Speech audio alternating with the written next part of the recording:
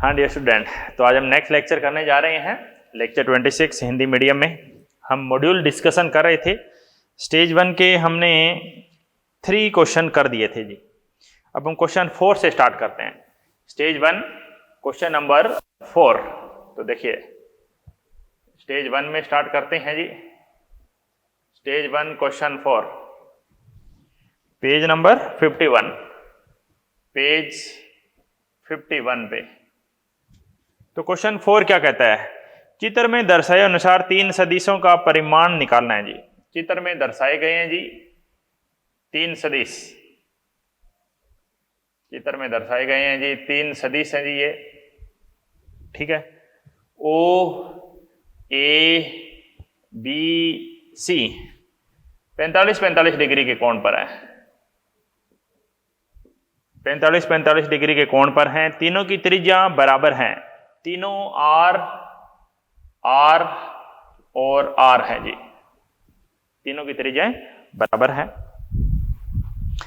वृत्त की त्रिज्या आर है, तो परिमाणी सदिश निकालने हैं जी। परिमाणी सदिश निकालते हैं। परिमाणी सदिश क्या होता है? देखो, एक सदिश इधर है जी आर, ये आर है। ये दूसरा सदिश है जी, ये भी आर है। ये मैं ओ ए और ओ सी लेता हूं। सभी का परिमाण आर है, ये समझना। दिशा तो अलग अलग है लेकिन है तो सारी त्रिज्या ना, दूरी तो बराबर होती है। वृत्त की त्रिज्या तो सारी सेम ही होती है। तो ओ ए और ओ बी है, इसका मैं परिमाणी सदिश लेने जा रहा हूं जी। देखिए ओ ए और ओ बी का जो परिमाणी सदिश है वो क्या होगा? वो होगा, इधर होगा जी। इन दोनों का परिमाणी सदिश हम इधर ले लेंगे जी। आर और आर का परिमाणी सदिश दोनों 90 डिग्री पर है। दोनों 90 डिग्री पर है, तो इन दोनों का परिमाणी सदिश r√2 होगा कि नहीं बताओ? कैसे होगा? इन दोनों का लिया मैंने। इन दोनों को अगर मैं हटाऊं तो मैं यहां पे r√2 लगा सकता हूं। कैसे? परिमाणी सदिश अगर हम लेते हैं, अब मैं इसे बोल दूं परिमाणी सदिश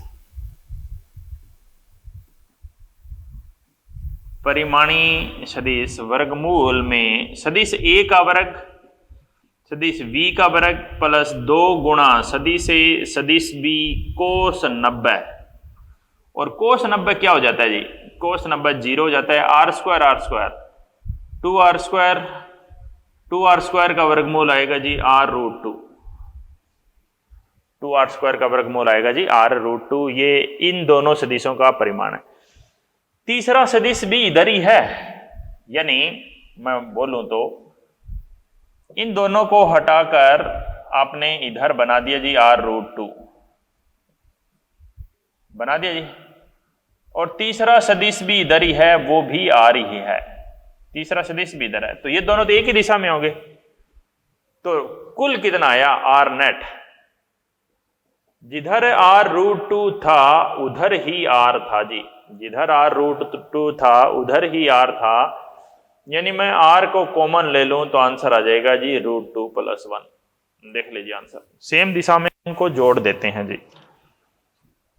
r कॉमन 1 + √2, दूसरा आंसर आ जाएगा जी।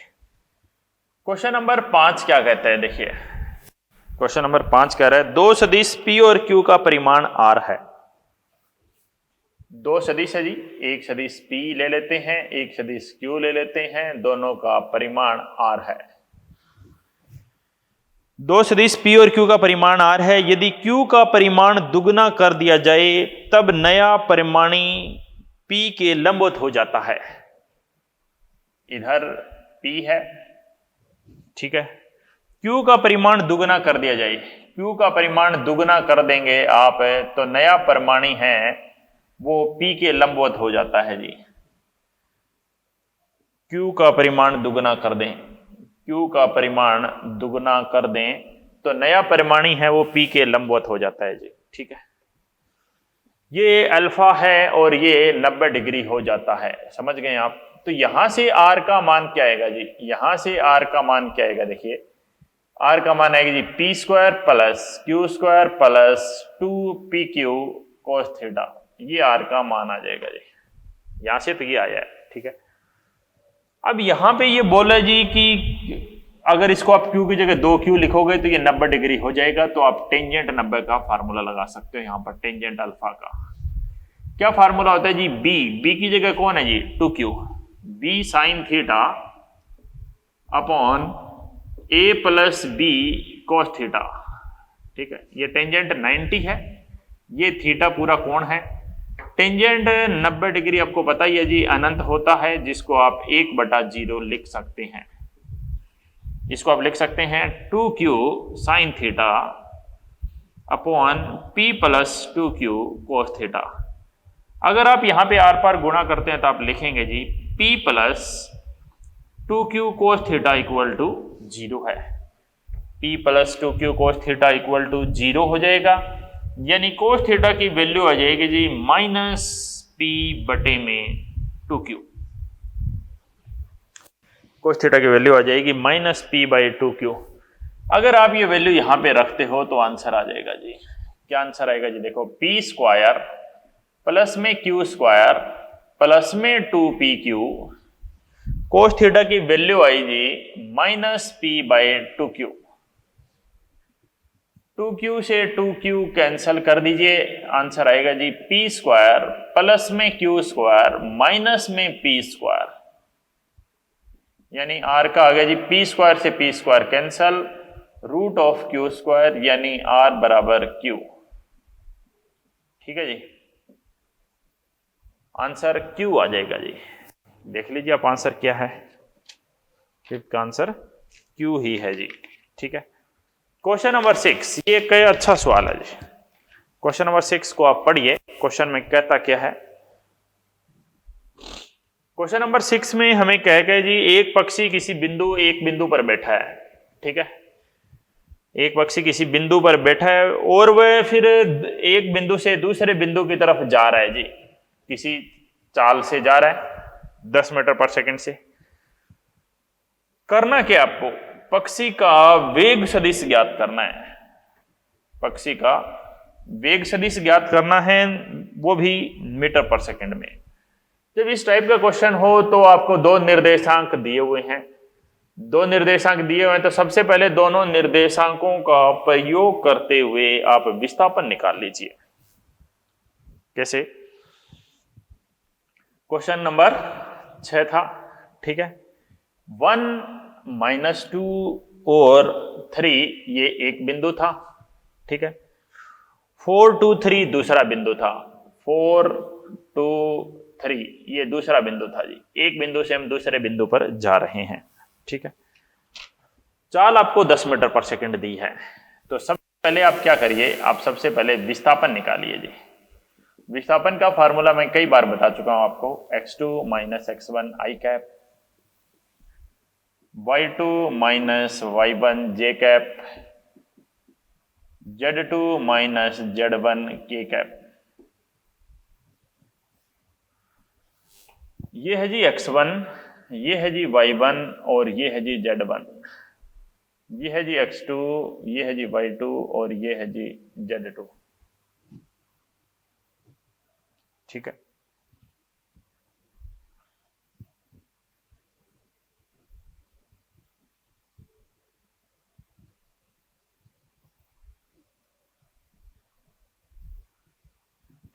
नेक्स्ट बात क्या है, तो विस्थापन कितना आएगा, x2 - x1 4 - 1 3 i, y2 - y1 2 और 2 4 j, z2 - z1 3 - 3 0 के, 4 i और 3 j ये विस्थापन आया है जी। ठीक है, विस्थापन का एकांक सदिश निकाला जा सकता है।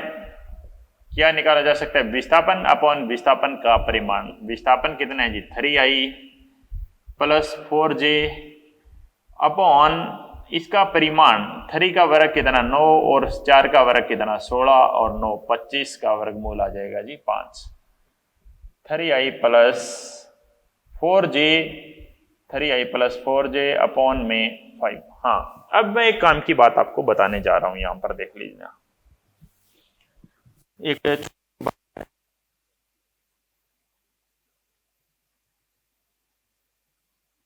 बल और विस्थापन बराबर है। क्या बराबर हो सकते हैं बल और विस्थापन? नहीं, ये गलत है, कभी बराबर नहीं हो सकते। बल न्यूटन में होता है, विस्थापन मीटर में होता है जी।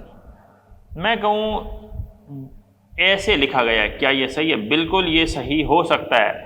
बल की दिशा विस्थापन की दिशा में हो सकती है। ये दिशा बता रहा है, परिमाण नहीं, यहाँ इकाई थोड़ी है। एकांक सदिश है जी, एकांक सदिश दिशा ही बताता है, उसका और कोई काम नहीं।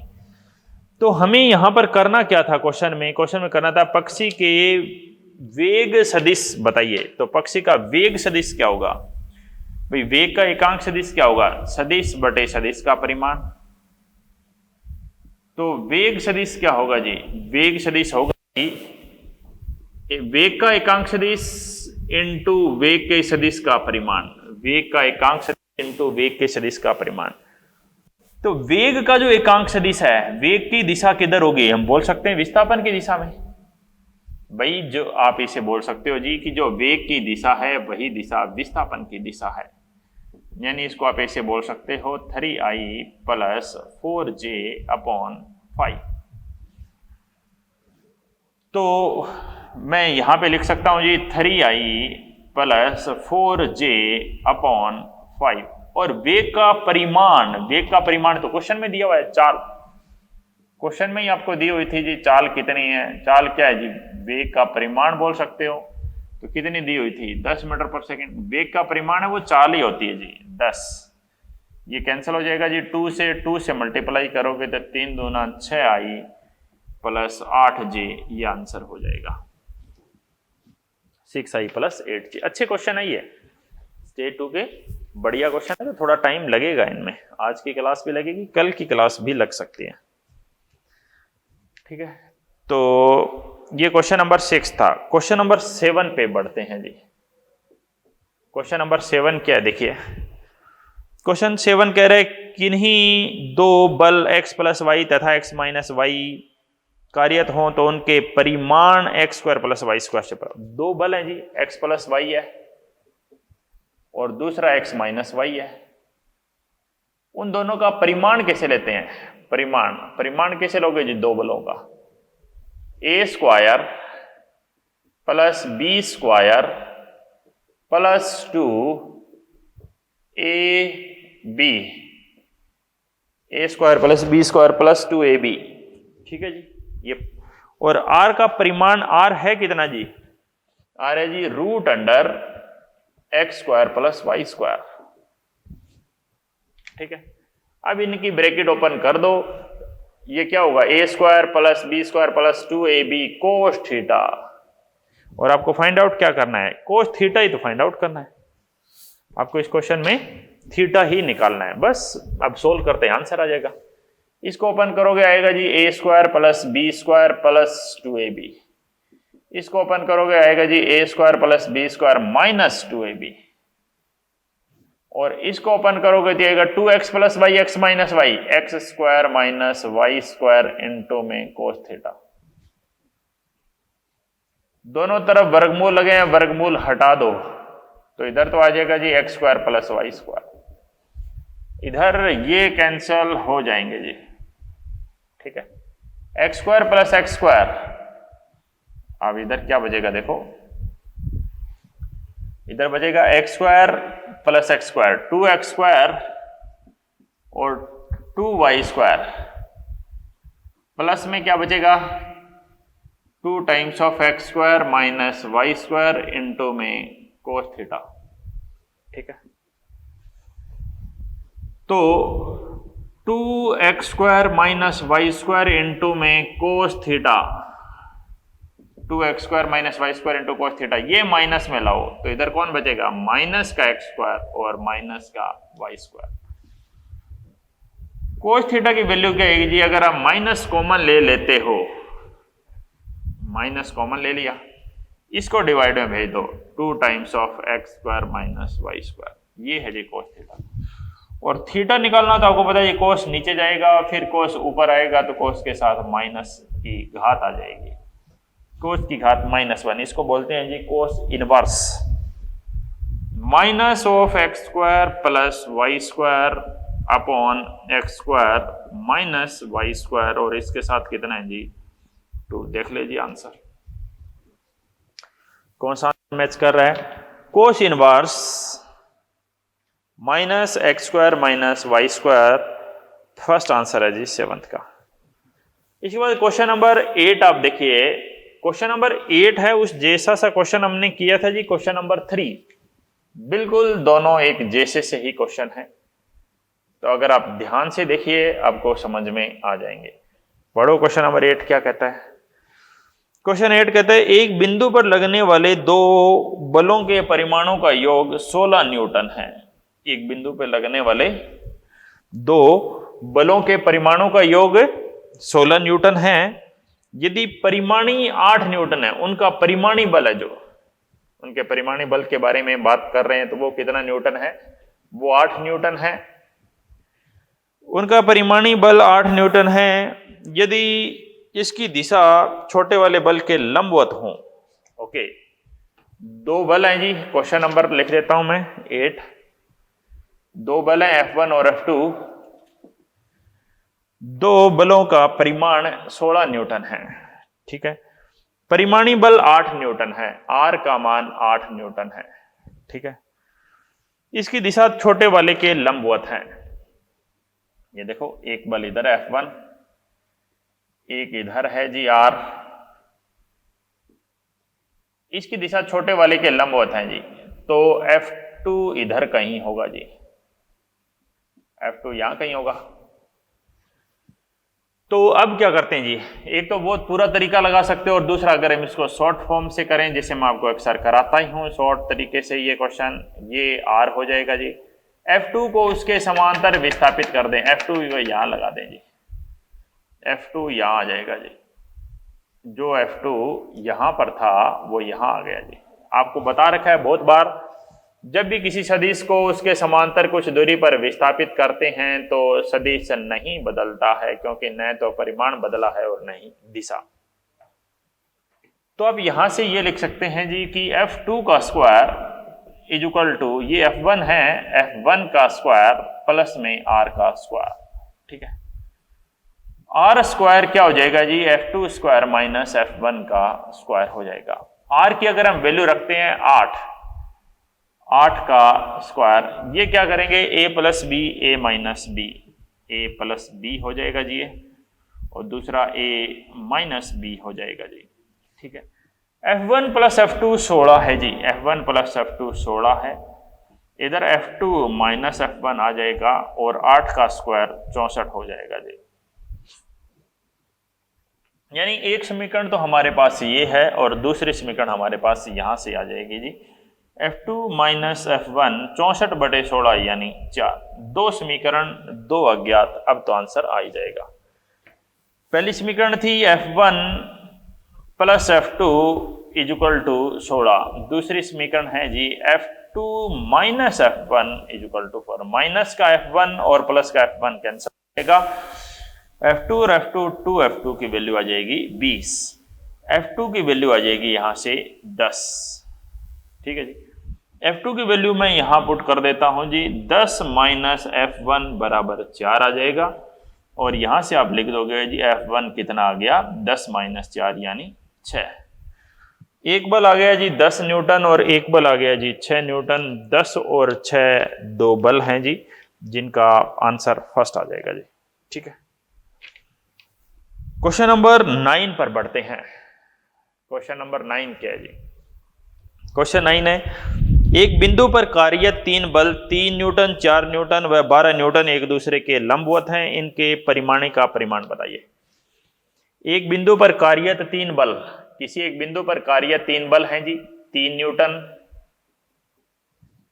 4 न्यूटन व 12 न्यूटन एक दूसरे के लंबवत है।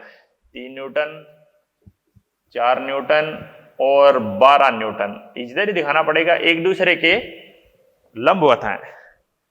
तो परिमाण का परिमाण कितना होगा, तो आप कैसे लो जी इसको, सदिश को, इस सदिश को आप ऐसे ले सकते हो, 3i cap plus 4j cap plus 12k cap, 3i 4j plus 12k, ये कोई सदिश है। इस सदिश का परिमाण कितना होगा जी, इस सदिश का परिमाण कितना होगा? 3 का स्क्वायर 9, 4 का स्क्वायर 16 और 12 का स्क्वायर 144। ठीक है, तो कितना होगा? ये होगा जी रूट अंडर 6 और 4 10 और 9 19, 14 और 1 15 और 1 16, 169। 169 का रूट कितना आ जाएगा जी? 13। 169 का रूट 13 आ जाएगा, यानी क्वेश्चन 9 का आंसर कौन सा आएगा? 9 का आंसर 2 आएगा जी। ठीक है, क्वेश्चन नंबर 10। क्वेश्चन नंबर 10 क्या कहता है जी? क्वेश्चन नंबर 10 कहता है एक सदिश ए ऊर्ध्वाधर ऊपर की ओर है तथा बी उत्तर की तरफ इंगित है, तो ए क्रॉस बी का मान बताओ। अच्छा क्वेश्चन है, बात समझिए।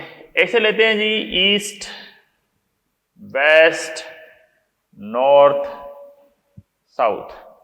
इसको पूर्व बोलते हैं, ये पश्चिम है,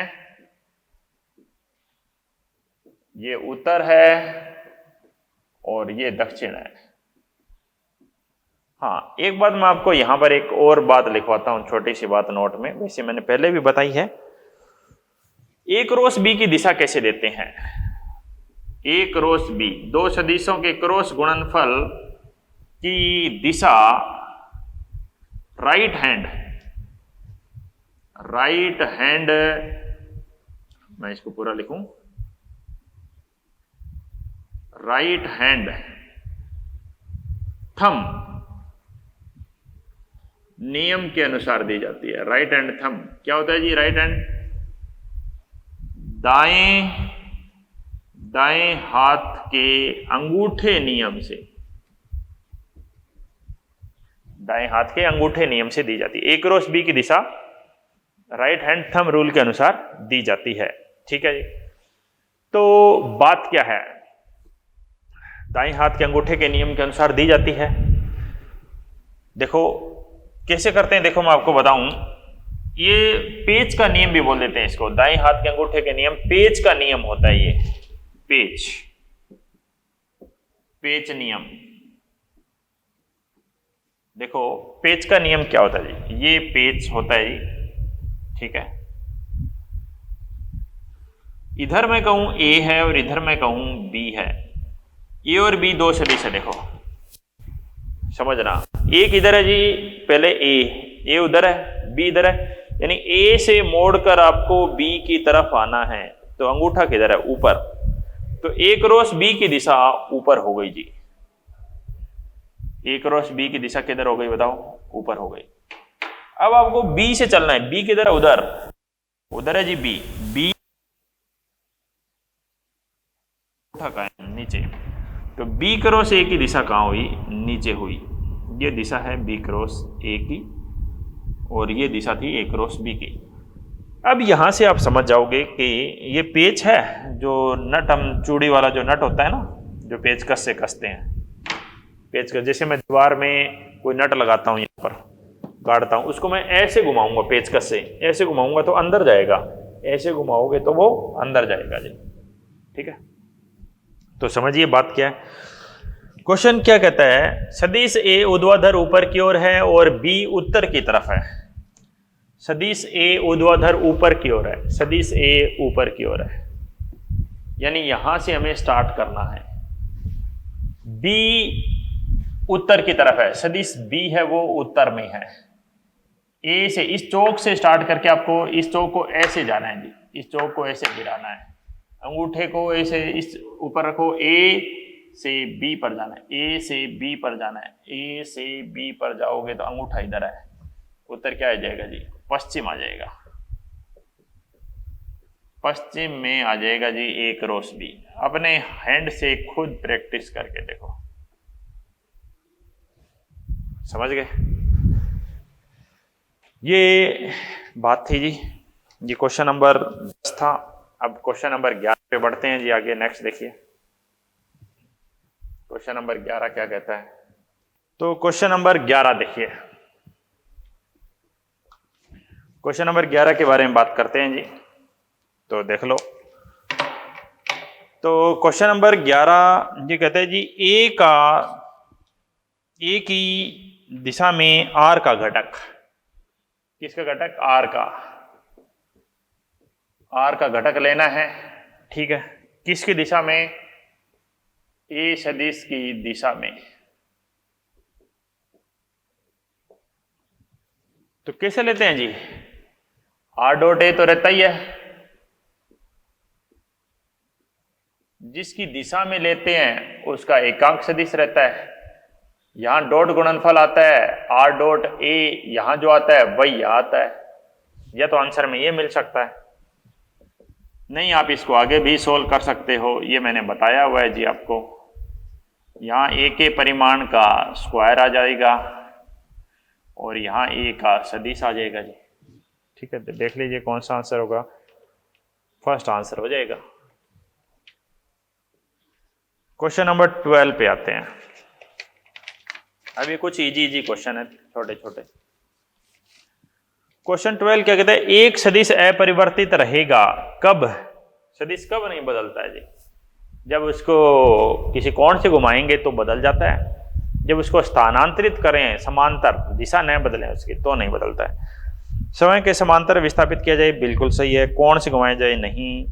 किसी से गुणा कर दें तो बदल जाएगा, किसी से गुणा कर दें तो बदले, पहला आंसर है जी। ठीक है। 13 नंबर, निम्न में से कौन सा गुण सदिश के लिए नहीं है? a प्लस 0 करेंगे, बिल्कुल 0, किसी में जोड़ने से फर्क नहीं पड़ता है। दूसरा कह रहा है जी लैम्डा गुणा 0, भाई गुणा करोगे तो आंसर 0 ही आता है, ये भी सही है। तीसरा कह रहा है जी 0 डॉट ए, नहीं 0 डॉट ए 0 आना चाहिए था। चौथा a माइनस ए 0, चौथा सही है। तीसरा गलत है जी। कौन सा कथन गलत है, कौन सा सदिश के लिए नहीं है? तीसरा नहीं है जी। भाई 0 डॉट ए करोगे तो उत्तर 0 आना चाहिए। चौथा फार्मूला ही है जी। क्या होता है? n कैप एक इकाई सदिश है तो क्या होगा जी? सदिश बटे सदिश का परिमाण, पहला ही उत्तर हो जाएगा। हाँ, 15 नंबर, आई जे के की दिक् कोज्या बताओ। तो ये क्वेश्चन देखिए जी, दिक् कोज्या कैसे निकालते हैं। आई जे के 3 एकांक सदिश हैं। एकांक सदिशों का परिमाण निकालो जी। सबसे पहले 1 1 1, 1 स्क्वायर 1 स्क्वायर 1 स्क्वायर, तो कितना होगा जी? √3 हो जाएगा जी। √3 हो गया जी। तो दिक् कोज्या क्या होते हैं जी? Cos alpha, cos beta, cos gamma. Cos alpha, cos beta, cos gamma. Cos alpha जो आई के साथ है 1, कोस बीटा 1/√3, कोस गामा ये भी 1/√3। तो आंसर क्या होगा जी? Cos alpha, cos beta, cos gamma. ठीक है जी, cos alpha, cos beta, cos gamma, ये आंसर हो जाएगा 1/√3 1/√3 1/√3। Question number 16। क्वेश्चन नंबर 16 क्या कहता है? यदि कोई सदिश ए एक्स वाई जेड के साथ क्रम से अल्फा बीटा गामा कोण बनाता है, तो ये आपको लिखवाया हुआ था जी कि ये दोनों को याद रखना है। Sine square alpha, sine square beta, sine square gamma तो 2 होता है, और लिखवाया था cos square alpha, cos square beta, cos square gamma 1 होता है। ठीक है। क्वेश्चन नंबर 17 क्या कहता है? देखिए, दो सदिश ए तथा बी थीटा कोण पर हैं जिनका परिमाण आर सदिश ए से अल्फा कोण बनाता है। ए व बी की दिशा को अंतः परिवर्तित कर दिया जाए तो परिमाणी का परिमाण बराबर रहेगा। और क्या भाई, पहले ए इधर था, बी को मैं थोड़ा छोटा ले लेता हूं, इनके बीच कोण थीटा था, आर मान लेते हैं इधर था ए के नजदीक किसी कोण अल्फा पर। पहले ये स्थिति थी।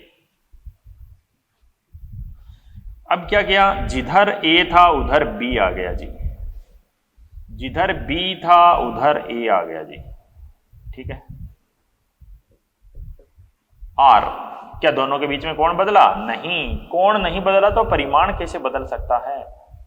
परिमाण का सूत्र यही होता है, ए नहीं बदला, बी नहीं बदला और थीटा नहीं बदला, तो परिमाण तो समान रहेगा, लेकिन परिमाणी की दिशा तो बदल जाएगी। पहले परिमाण इधर था, ए से अल्फा पर था, जो परिमाणी था वो ए से अल्फा कोण पर था, वो अब भी ए से अल्फा कोण पर ही है।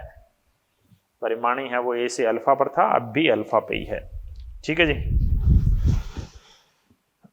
तो परिमाणी का परिमाण नहीं बदलेगा जी, दूसरा उत्तर होना चाहिए।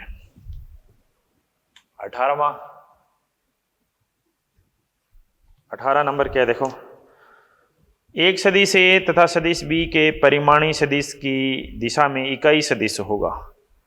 पहले तो परिमाणी तो निकालो दोनों का, ए और बी का परिमाणी निकालते हैं सबसे पहले। तो परिमाणी कितना आएगा जी, जोड़ दो जी ए प्लस बी को। ए प्लस बी को अगर आप जोड़ोगे तो कितना आएगा, 2i में से i जोड़ोगे तो कितना आएगा, -i। 3 और 2 5j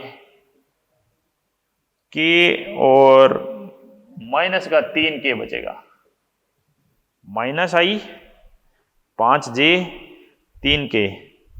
इसकी दिशा में एकांक सदिश निकालना है। इसको कोई नया नाम दे देता हूं मैं, सदिश सी। तो सदिश सी का एकांक सदिश क्या होगा, सदिश बटे सदिश का परिमाण। सदिश क्या है जी, -i प्लस में 5j माइनस में 3k, -i 5j 3k, ये कोई सदिश है। इसका परिमाण निकालते हैं जी, -1 का स्क्वायर, 5 का स्क्वायर और -3 का स्क्वायर, तो कितना आया, -i 5j 3k वर्गमूल में 1 25 9 यानी 35 root 35 -i plus 5j minus 3k, -i plus 5j minus 3k बटे में वर्गमूल 35, उत्तर नंबर 3। ये क्वेश्चन नंबर 18 था जी। क्वेश्चन नंबर 19 क्या कहता है देखो, ऐसे क्वेश्चन आगे आएंगे जी, एक बी में गति में जो अगला पार्ट हम स्टार्ट करेंगे उसमें ऐसे क्वेश्चन आएंगे। ठीक है, एक व्यक्ति 30 मीटर उत्तर चलता है, फिर 30 मीटर पूर्व में चलता है। ये पूर्व पश्चिम उत्तर दक्षिण आपको ऐसे बताए हुए हैं, ये पूर्व है, ये पश्चिम है, उत्तर दक्षिण। क्या क्वेश्चन है, एक व्यक्ति 30 मीटर उत्तर दिशा में, फिर 30 मीटर पूर्व दिशा में, 30 मीटर उत्तर दिशा में, 30 मीटर उत्तर दिशा में, 30 मीटर उत्तर दिशा में चलता है और फिर 30 मीटर पूर्व दिशा में चलता है, उसके बाद 30 मीटर पूर्व दिशा में भी वो चलता है जी। ठीक है, फिर वो 30 वर्गमूल 2 दक्षिण पश्चिम, दक्षिण पश्चिम दिशा तो ये है। एक बात मैं आपको बताऊं, एक बात ध्यान रखना, मैं कहूं जी ये 30 है, ये 30 है, ये समकोण है, तो आप क्या कहोगे, ये 30 वर्गमूल 2 है। भाई इसका करण 30 और 30 का 30 वर्गमूल 2 ही आएगा, और क्या। यहां से चले यहां तक 30, यहां से यहां तक 30, और अब यहां आ गए जी, ये 30 वर्गमूल 2, यानी जहां से चले थे वापस वहीं पर आ गए, जहां से चले थे वापस वहीं पर आ गए, यानी विस्थापन कितना हो गया जी, विस्थापन 0 हो गया। ये पूछा उसने, विस्थापन कितना हो जाएगा जी, 19 का फर्स्ट आंसर विस्थापन 0 हो जाएगा जी। ठीक है, 20वें क्वेश्चन पे बढ़ते हैं जी। क्वेश्चन नंबर 20 क्या है देखें,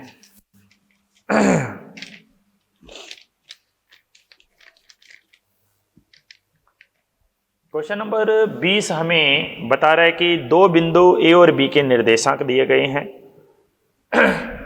ए और बी के निर्देशांक दिए गए हैं और उनका आपको विस्थापन निकालना है जी। ए और बी के आपको निर्देशांक पता हो और विस्थापन निकालना हो तो ये तो बहुत आसान हो जाएगा।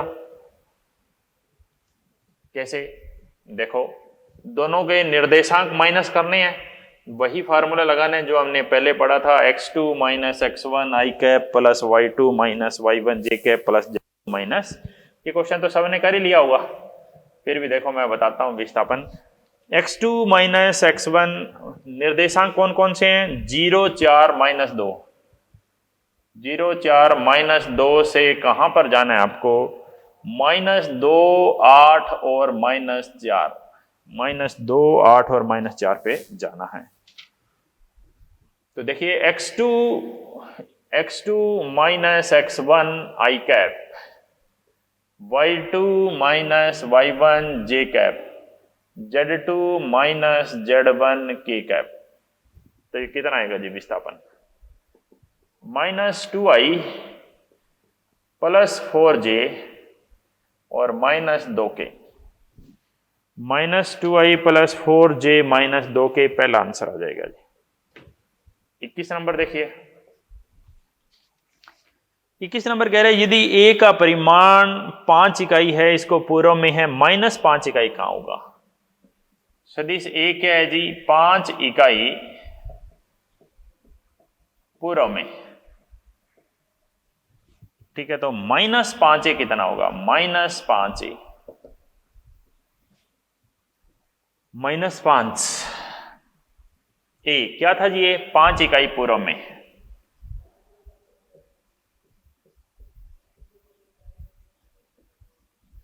पांच इकाई पूर्व में कितना हो गया जी? ये -5 है। -25 इकाई पूर्व में, यानी ऐसे बोल दो 25 गुणा माइनस, ऐसे बोल दो 25 इकाई तो है, माइनस लगा दिया पूर्व के आगे, पूर्व के विपरीत करेंगे, पूर्व का विपरीत करेंगे तो क्या हो जाएगा जी? पश्चिम हो जाएगा जी।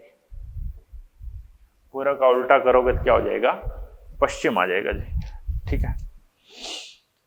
दूसरा उत्तर हो जाएगा जी 22 का, 21 का दूसरा उत्तर हो जाएगा। क्वेश्चन 22 पे बढ़ते हैं जी। क्वेश्चन 22 क्या है?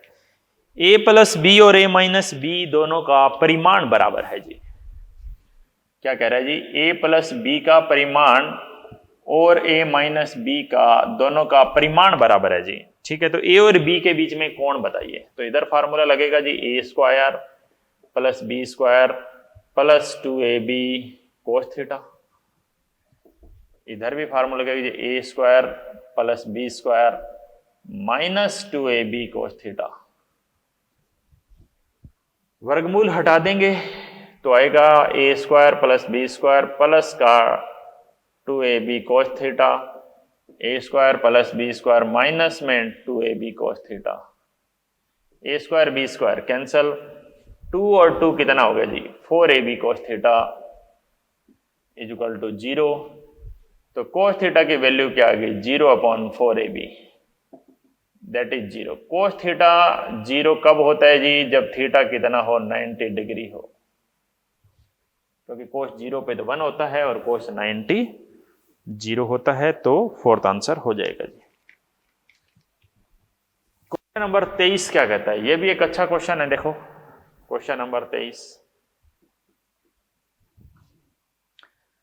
ए और बी के बीच में कोण थीटा है, ए प्लस बी और ए माइनस बी क्रमशः ए से अल्फा और बीटा कोण बनाते हैं। तो tan अल्फा और tan बीटा की वैल्यू निकालनी है।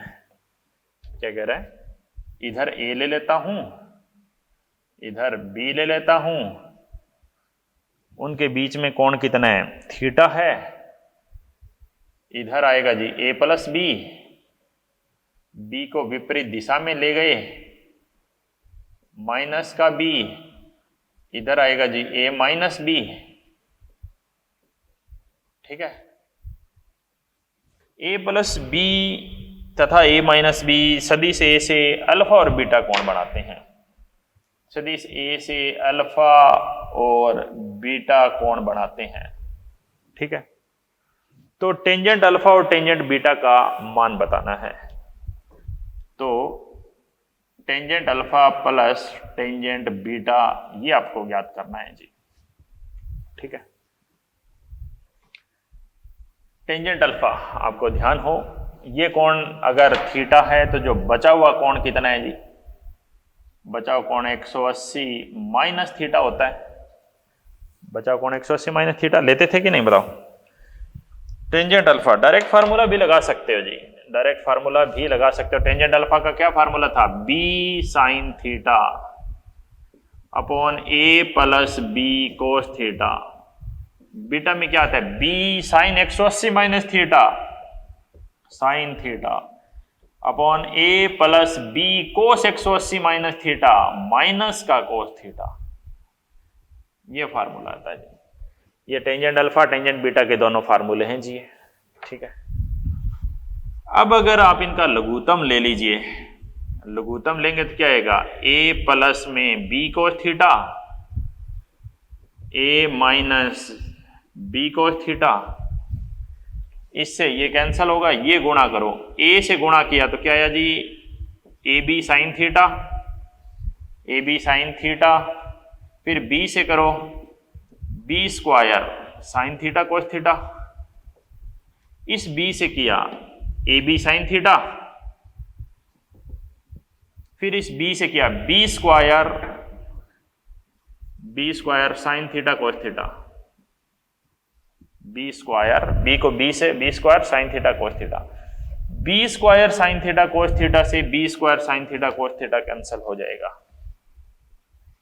क्या आएगा? A b sine theta, a b sine theta 2ab sine theta